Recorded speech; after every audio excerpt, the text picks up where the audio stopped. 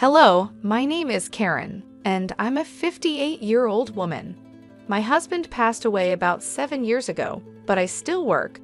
I have 3 children. 3 live in different states across the country, each with their own families. I'm very lucky to have such a big family. One of my children, Zachary, still lives in our hometown. He met his wife, Sarah, at the local community college. I liked her, and though I didn't think my opinion was very important, I was happy if Zachary was happy. They got married quickly and continued their education in their chosen fields. After getting good jobs and saving some money, they decided to have a child. I was thrilled to have another grandchild to spoil, but Sarah was particular about when I could visit and for how long. This was understandable in William's first year, but it seemed strange even when he was 6. However, I accepted it because every family is different. Before I knew it, 14 years had passed, and because I wasn't allowed much time with William, we didn't form a strong bond. We both loved books, so I always brought him some when I visited. One day, while I was at work, William called me, which was unusual since we rarely talked outside of family gatherings. I tried to connect with him as I had with my other grandchildren, but he always seemed distant. "Grandma, are you free to talk?" "Yes, honey, anytime for you." "Is everything okay?" "No, why are you crying? Did you get hurt? Is there anyone at home who can help you?" "Mom and Dad are here, but do you need me to call them for you?"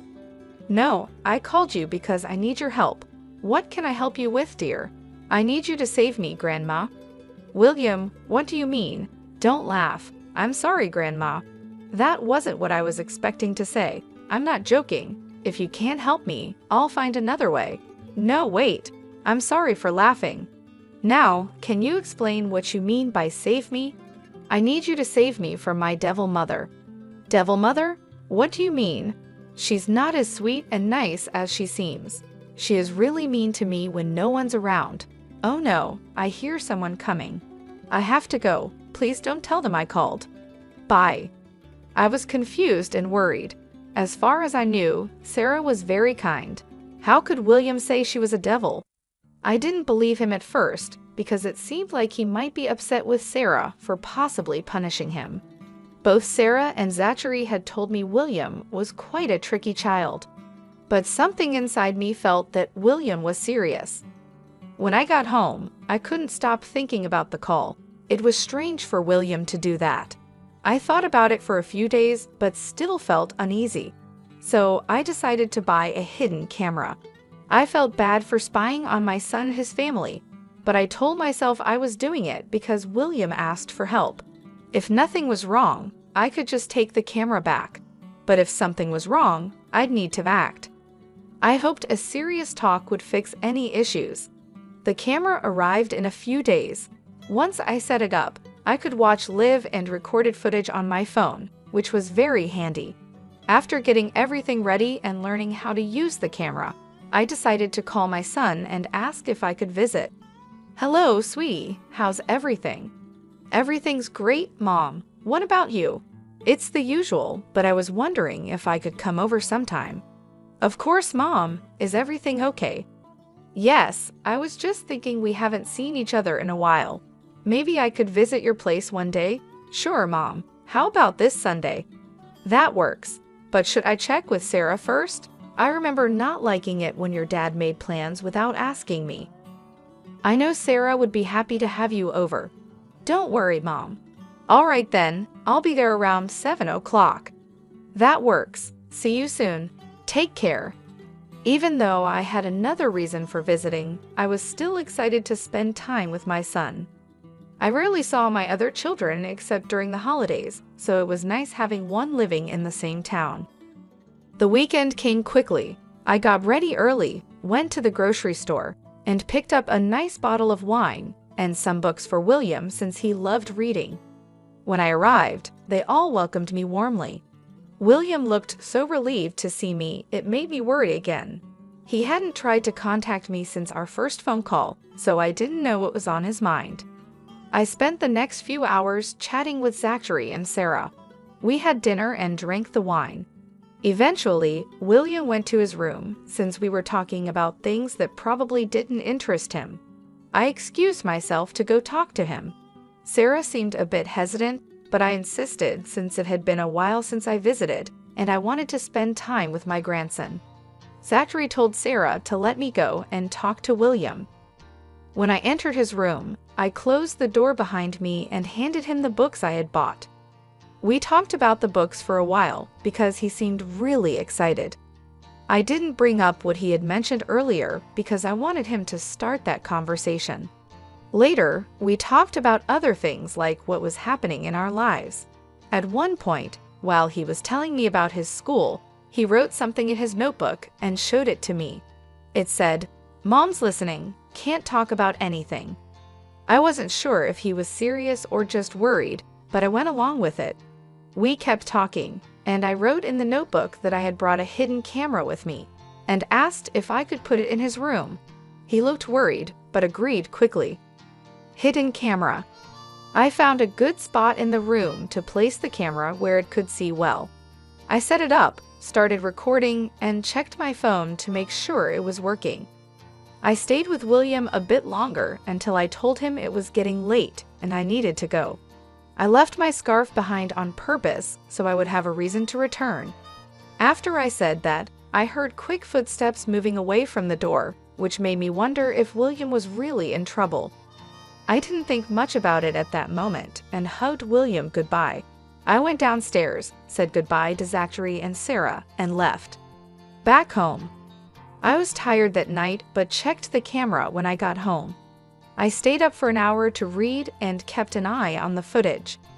The only thing that happened was my son walking into William's room and asking what we had talked about. William told him. Eventually, I fell asleep. The next morning, I was in a hurry and didn't check the cameras. I only looked at the footage after I knew William would be back from school. Again, not much happened, and I started to wonder if William might have been making it up. I decided to wait one more day, and if I didn't see anything suspicious, I planned to visit when Zachary and Sarah weren't home and ask William to return the camera. However, that night, as I watched the footage while reading, I discovered what William had been trying to tell me. I saw Sarah enter his room with a stick, followed by Zachary. I quickly unmuted the video. I listened as Sarah asked William to recount his entire day in great detail.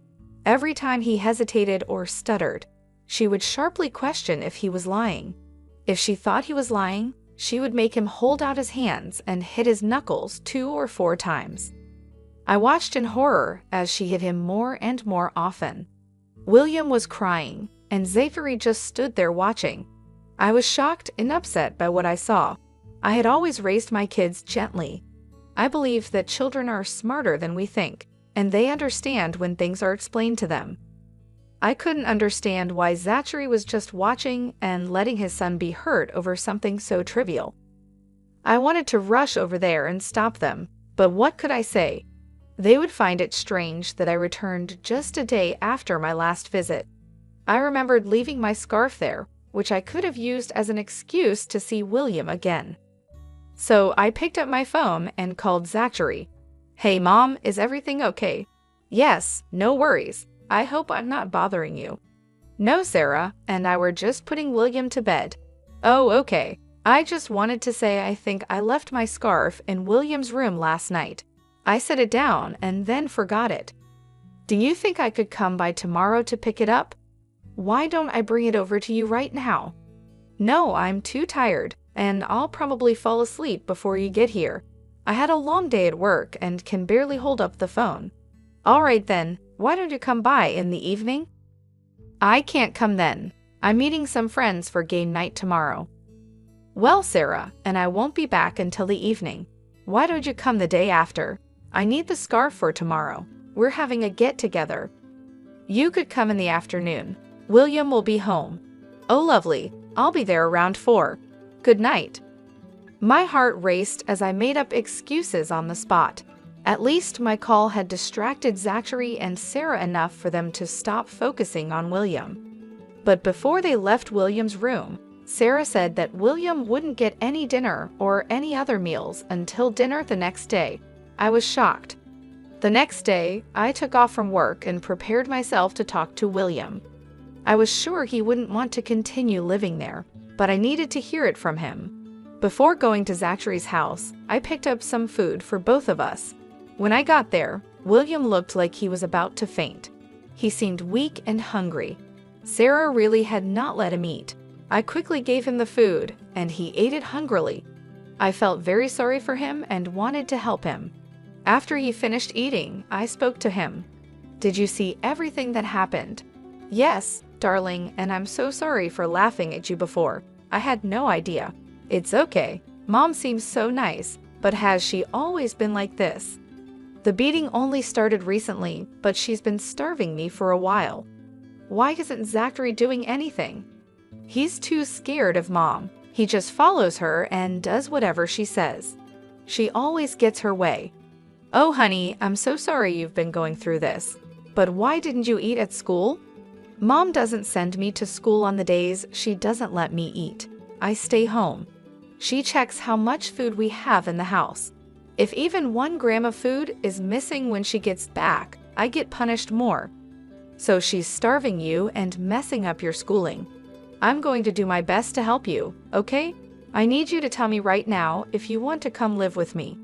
I'll take care of everything you need and keep you away from Mom and Dad." "Of course, Grandma. Anywhere away from here will be great. I promise to be good. Just please take me away from here." "I promise I will, darling, but it will take some time. Do you think you can handle staying here a little while longer?" "Yeah, I can. I've been living here for 14 years, so I can wait a bit more." I carefully removed all the wrappers and made sure there was no trace of food. I didn't want Sarah to make things worse for William. I helped William clean up any crumbs and double-checked to make sure we left the place just as it had been. I went back home and called Zachary to let him know I had gotten my scarf back and thanked him for being cooperative. Next, I contacted a friend who works in family law. I explained my situation, and he said that fighting for custody of William would be hard and long. He also told me that even if I got custody, it might be temporary, and Sarah could change her behavior and regain custody. I knew going to court might not work in my favor with the little evidence I had, but I did have one plan. I could use the evidence to get her to make me William's legal guardian. Sarah works as a counselor at a middle school, and I was sure she wouldn't want her abusing her child to become known and risk her job and future opportunities. I kept a close watch on the footage over the next few days as I gathered all my evidence and prepared the paperwork for a transfer of guardianship. I waited until the weekend to visit Zachary's unannounced. When Zachary opened the door, he looked surprised. "Mom, what are you doing here? I need to talk to you and Sarah." I don't think now's a good time." "Why? What's going on?" "Just family stuff." "Hold on, how come you're over so frequently? Can I visit my son?" I didn't think I needed special permission to do that. "I didn't mean it like that, but it's just unusual. You don't usually come by so often, and this week it's been frequent, which is strange since you rarely ever drop by before." "It's not really strange. I only came over today because I have something seriously important that I need to discuss with both of you." "What's that sound?" I had my suspicions about Sarah's behavior towards William because of how evasive Zachary had been acting. But when I suddenly heard what sounded like loud crying coming from William's room, I knew I had to act.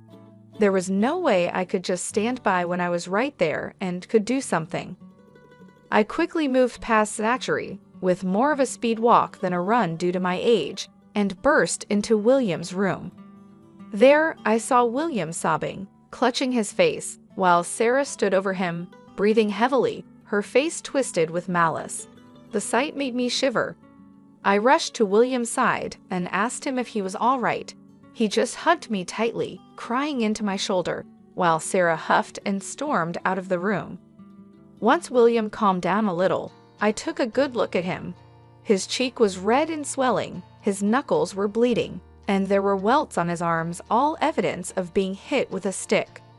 I felt a rage like never before. What kind of monster would need to hit a child so hard?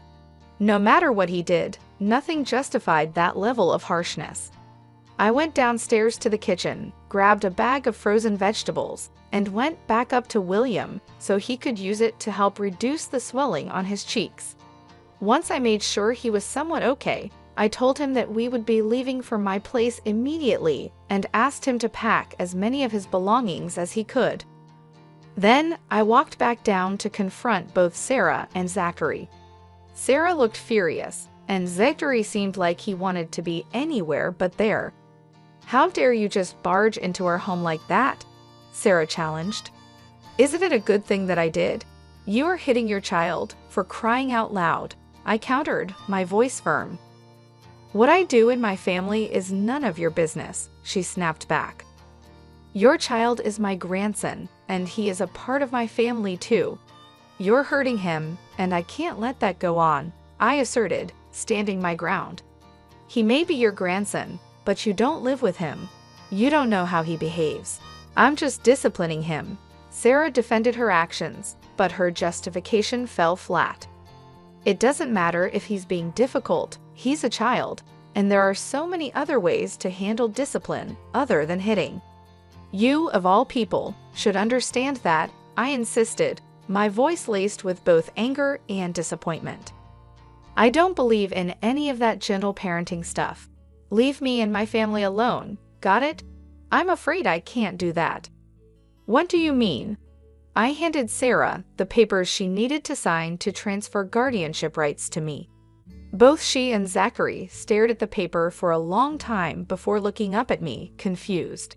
I explained that they both needed to sign the papers, or I would show the proof I had of them hitting William. "What do you mean by proof?" "I set up a hidden camera in William's room last week. I have all the proof I need. Neither of your jobs would be okay with what you've been doing, especially yours, Sarah. If you want to keep earning money, I suggest you sign the papers." "You are spying on us. That's a huge invasion of our privacy. Don't get me wrong, but I was only acting based on what I knew. I needed to make sure William was okay." "Mom, don't do this to us. Give us another chance. I'll make sure it doesn't happen again." "I don't want to hear it. I'm very disappointed in you, Zachary.